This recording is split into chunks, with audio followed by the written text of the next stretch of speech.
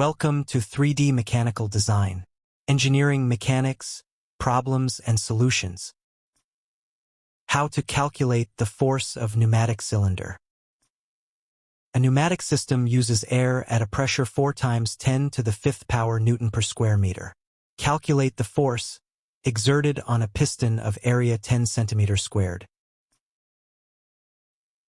To calculate the force exerted on the piston, we need to use the relationship between pressure, force, and area.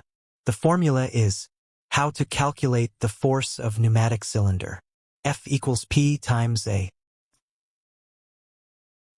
where F is the force in newtons, P is the pressure in pascals or Newton per square meter, A is the area in square meters. Given pressure equals 4 times 10 to the 5th power Newton per square meter. Area equals 10 centimeters squared. First, we need to convert the area from centimeter squared to meter squared. 10 times 1 meter divided by 10,000 equals 0.001 meter squared.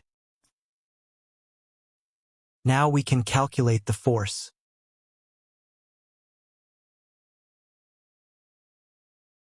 F equals P times A equals 4 times 10 to the 5th power times 0.001 meter squared equals 400 newtons.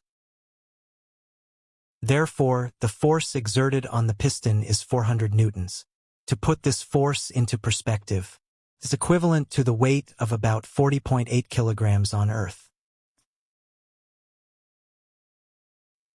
Thanks for watching. Please do not forget to subscribe if you like this video.